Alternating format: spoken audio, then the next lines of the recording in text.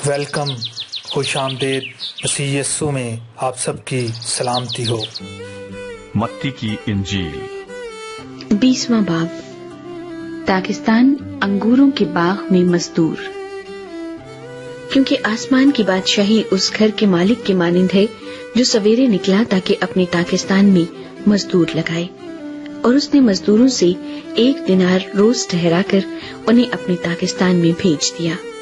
پھر پہر دن چڑھے کے قریب نکل کر اس نے اوروں کو بازار میں بیکار کھڑے دیکھا اور ان سے کہا، تم بھی پاکستان میں چلے جاؤ، جو واجب ہے تم کو دوں گا۔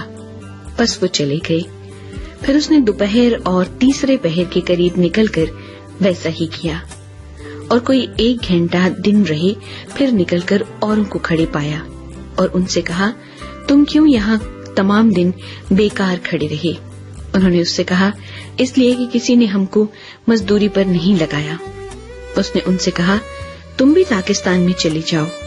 جب شام ہوئی تو پاکستان کے مالک نے اپنے کارندے سے کہا کہ مزدوروں کو بلا اور پچھلوں سے لے کر پہلوں تک ان کی مزدوری دے دے۔ جب وہ آئے جو گھنٹہ بھر دن رہے لگائے گئے تھے تو ان کو 1 دینار ملا۔ جب پہلے مزدور آئے تو انہوں نے یہ سمجھا کہ ہم کو زیادہ ملے گا، اور ان کو بھی 1 دینار ملا۔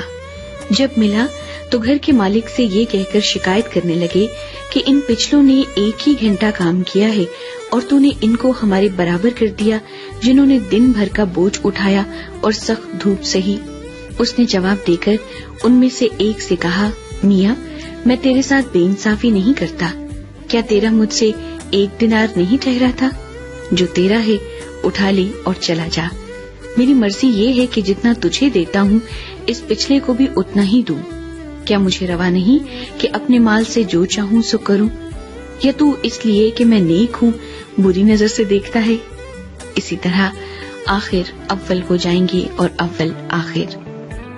یسوع مسیح کے مصائب اور موت کا تیسری مرتبہ بیان۔ اور یروشلم جاتے ہوئے یسوع 12 شاگردوں کو الگ لے گیا اور راہ میں ان سے کہا، دیکھو ہم یروشلم کو جاتے ہیں، اور ابن آدم سردار کاہنوں اور فقیہوں کے حوالے کیا جائے گا، اور وہ اس کے قتل کا حکم دیں گے اور اسے غیر قوموں کے حوالے کریں گے تاکہ وہ اسے ٹھٹھوں میں اڑائیں اور کوڑے ماریں اور مصلوب کریں، اور وہ تیسرے دن زندہ کیا جائے گا۔ ایک ماں کی درخواست۔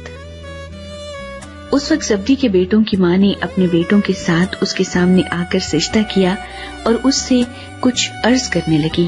اس نے اس سے کہا کہ تو کیا چاہتی ہے؟ اس نے اس سے کہا، فرما کہ یہ میرے دونوں بیٹے تیری بادشاہی میں تیری دہنی اور بائیں طرف بیٹھیں۔ یسوع نے جواب میں کہا، تم نہیں جانتے کہ کیا مانگتے ہو۔ جو پیالہ میں پینے کو ہوں کیا تم پی سکتے ہو؟ انہوں نے اس سے کہا، پی سکتے ہیں۔ اس نے ان سے کہا، میرا پیالہ تو پیو گے، لیکن اپنے دہنے بائیں کسی کو بٹھانا میرا کام نہیں، مگر جن کے لیے میرے باپ کی طرف سے تیار کیا گیا انہی کے لیے ہے۔ اور جب 10 نے یہ سنا تو ان دونوں بھائیوں سے خفا ہوئے، مگر یسوع نے انہیں پاس بلا کر کہا، تم جانتے ہو کہ غیر قوموں کے سردار ان پر حکم چلاتے اور امیر ان پر اختیار جتاتے ہیں۔ تم میں ایسا نہ ہوگا، بلکہ جو تم میں بڑا ہونا چاہے وہ تمہارا خادم بنے، اور جو تم میں اول ہونا چاہے وہ تمہارا غلام بنے۔ چنانچہ ابن آدم اس لیے نہیں آیا کہ خدمت لے، بلکہ اس لیے کہ خدمت کرے اور اپنی جان بتیروں کے بدلے فدیے میں دے۔ 2 اندھوں کو شفا۔ اور جب وہ یریحو سے نکل رہے تھے، ایک بڑی بھیڑ اس کے پیچھے ہو لی، اور دیکھو 2 اندھوں نے جو راہ کے کنارے بیٹھے تھے یہ سن کر کہ یسوع جا رہا ہے، چلا کر کہا، اے خداوند ابن داؤد ہم پر رحم کر۔